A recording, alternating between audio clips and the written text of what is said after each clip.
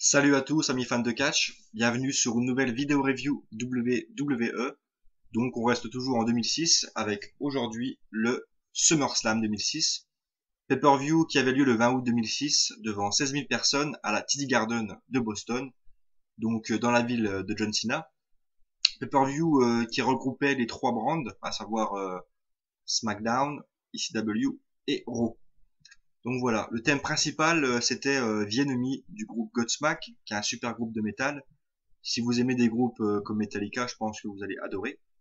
Moi, en tout cas pour moi, c'est un des meilleurs thèmes musicaux de l'histoire des pay-per-view. Donc voilà, j'ai vraiment adoré. Petite vue sur la pochette, qui est assez classique, comme toutes les covers de 2006, j'ai envie de dire, avec les couleurs traditionnelles du SummerSlam, le bleu et le vert.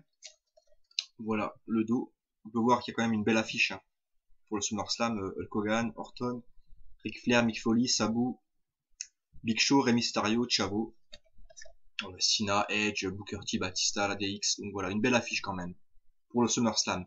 Il y avait un petit cadeau bonus que j'ai eu avec le DVD, qui est assez fun, un poster promotionnel du SummerSlam. Donc voilà, c'est assez cool.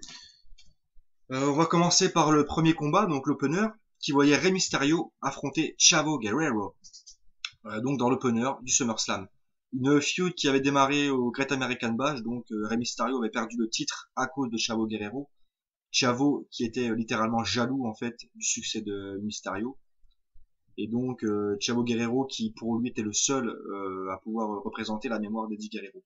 Donc j'ai bien aimé en fait ce feud. Pour moi c'est une des meilleures feuds qu'il y a eu à SmackDown en 2006. Donc voilà. Le match était assez correct, il dure 11 minutes, ce qui est une durée assez correcte pour un opener. C'était un match de luchadors qui se connaissent très bien. Donc on a eu de la voltige, on a eu des belles prises.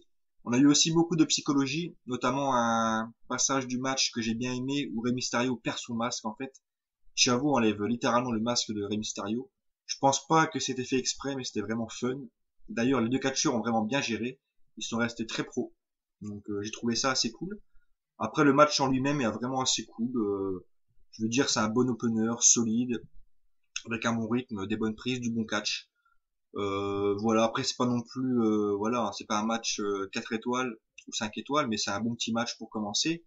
Il se termine avec Vicky en fait qui intervient et donc qui distrait Rey Mysterio et là Chavo qui nous sort son Brainbuster et qui enchaîne avec son Frog Splash et qui gagne le match. C'était assez surprenant.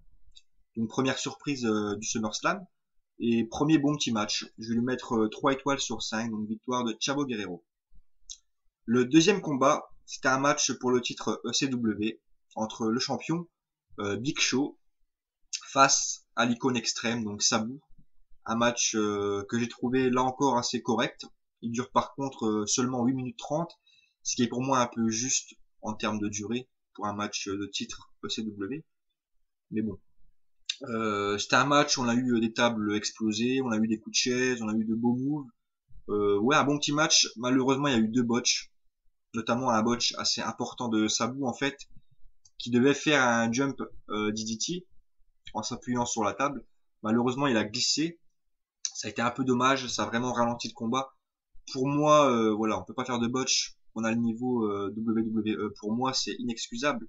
Même si j'adore Sabu, hein, pour moi, voilà, faire un botch dans un match pour le titre, c'est voilà, c'est un peu dommage. Sinon le match ouais était correct. Après il dure pas trop longtemps. C'est un petit match sympathique, mis à part le botch. J'ai bien aimé aussi la fin, donc le chokeslam de Big Show sur Sabu à travers la table, qui était assez fun. Donc je vais lui mettre 2 étoiles, 3 quarts sur 5. Victoire de Big Show qui conserve son titre. Donc voilà. Le troisième combat, on avait le retour de Hulk Hogan qui faisait face au Legend Killer Randy Orton. Donc ce combat, j'ai trouvé en fait qu'il était assez cool, là encore. Par contre, c'est clair que c'est pas un match technique. Si vous aimez le catch indépendant, tout ça, ne regardez pas ce combat, quoi. C'est vraiment un match, on va dire, plus historique, plus pour le côté divertissement que pour le côté sportif. Après, soit on est dedans, ou soit on n'y est pas. C'est le genre de match, voilà, faut vraiment se mettre dedans, faut vraiment se remettre dans le contexte du match, quoi. Hogan, je crois que c'est son dernier combat en pay-per-view. Corrigez-moi si je me trompe encore une fois, mais je crois que c'est le dernier match donc du Hulkster à SummerSlam. Ouais, un combat qui a été assez cool. Il dure 11 minutes, donc ce qui a une durée correcte, mais sans plus quoi. J'aurais bien aimé un match plus long, avec plus de moves. On avait vraiment un public vraiment à fond dedans, deux catcheurs vraiment très charismatiques, qui ont bien géré leur personnage. Bon après c'est pas technique, c'est clair, mais bon, un bon petit match. Victoire de Hogan dans ce combat, avec son leg drop. Je vais lui mettre 3 étoiles sur 5, voilà. Après je pense que ce match ne vaut pas 3 étoiles, mais bon, je pense pour le contexte, pour la victoire d'Hogan et pour l'ambiance, voilà. Je mets quand même 3 étoiles sur 5. Une victoire de Hulk Hogan face à Randy Orton. Le quatrième combat de la soirée, c'était un combat donc pour le non, voilà, un combat pardon entre Ric Flair et Mick Foley dans un match I Quit. Donc les deux catcheurs avaient déjà eu un match à Vengeance 2006 dans un match au meilleur des 3 manches remporté par Ric Flair. Et donc ce match, c'était un petit peu la revanche entre les deux. Et franchement, il est nettement meilleur que le match de Vengeance. Moi, ce match, je l'ai vraiment trouvé bon. Pour moi, c'est le match le plus hardcore de la soirée, même plus hardcore que le match pour le titre ECW, ce qui est un paradoxe. Ouais, si vous aimez franchement le catch hardcore, avec des barbelés, avec des coups de chaise, avec vraiment des prises barbares et des punaises et vraiment tout ce qui s'ensuit, ce match, regardez-le. Pour moi, c'est un des meilleurs matchs de la carte. Parce qu'on avait de la psychologie, on avait du hardcore, on avait aussi des beaux retournements de situation, vraiment un match violent, violent. Le seul petit regret que j'ai, c'est la fin, donc avec Melina en fait qui intervient. Melina qui à l'époque était manageuse de Nitro et de Mick Foley. Voilà. Donc j'ai pas trop aimé la fin avec Melina en fait qui intervient. Le match s'arrête une première fois. On a Ric Flair qui nous dit que c'est impossible, le match doit continuer parce que c'est un repeat match. Donc voilà, le match continue.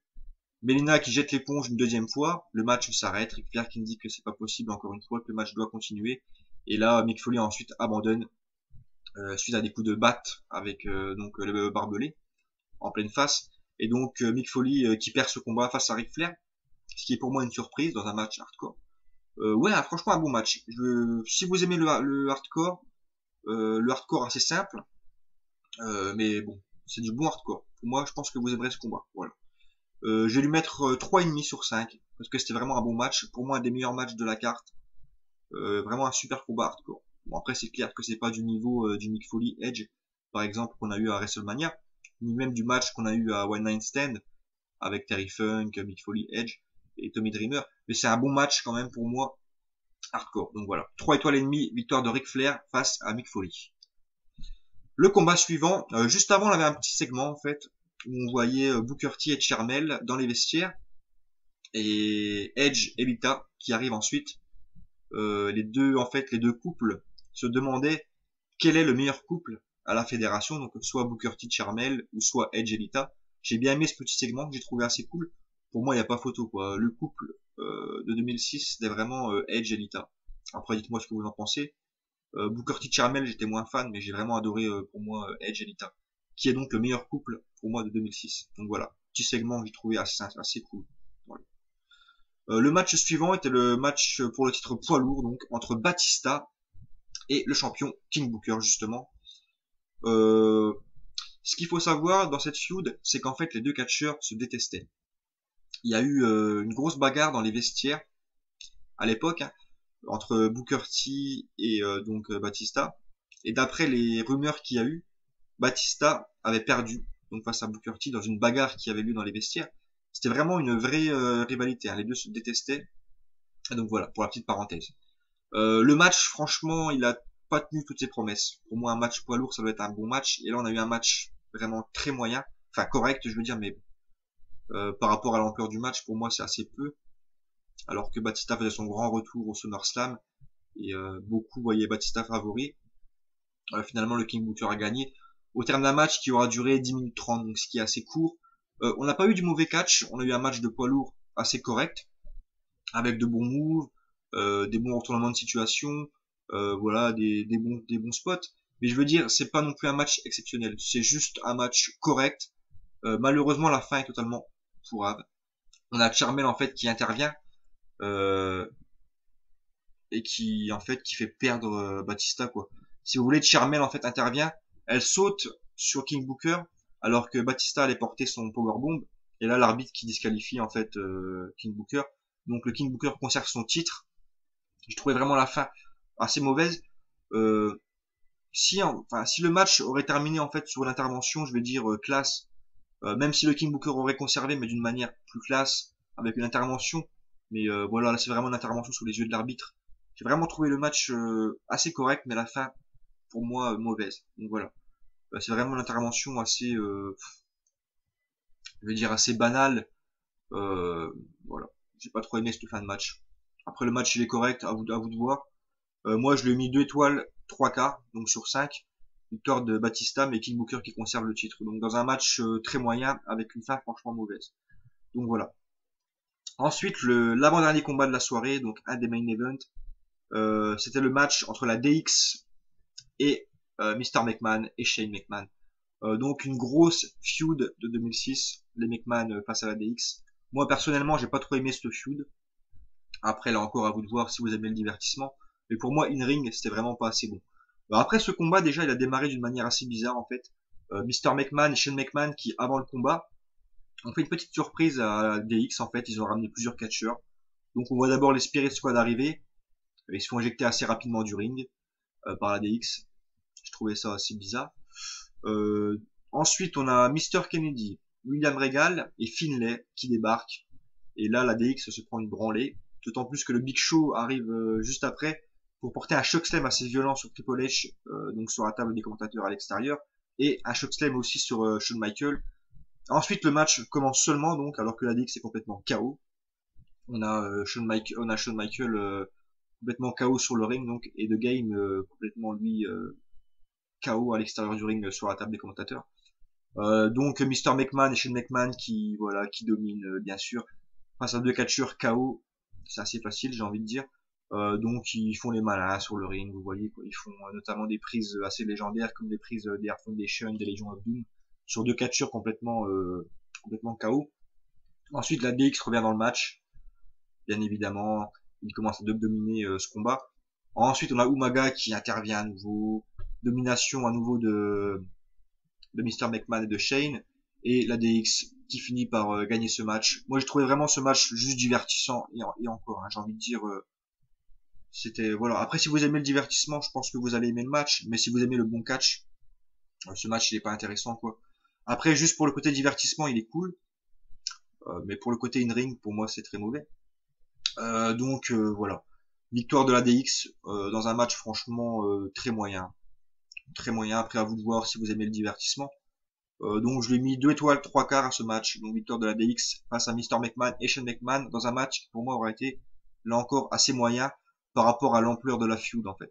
Donc voilà. Après le match il est pas mauvais, hein, loin de là, mais bon, par rapport à la feud qu'on avait eu entre les deux équipes quoi, c'est assez peu en termes de contenu. Donc voilà, 2 étoiles 3 quarts pour ce match, victoire de la DX. Et enfin le main event, j'ai envie de dire merci Edge et Cena.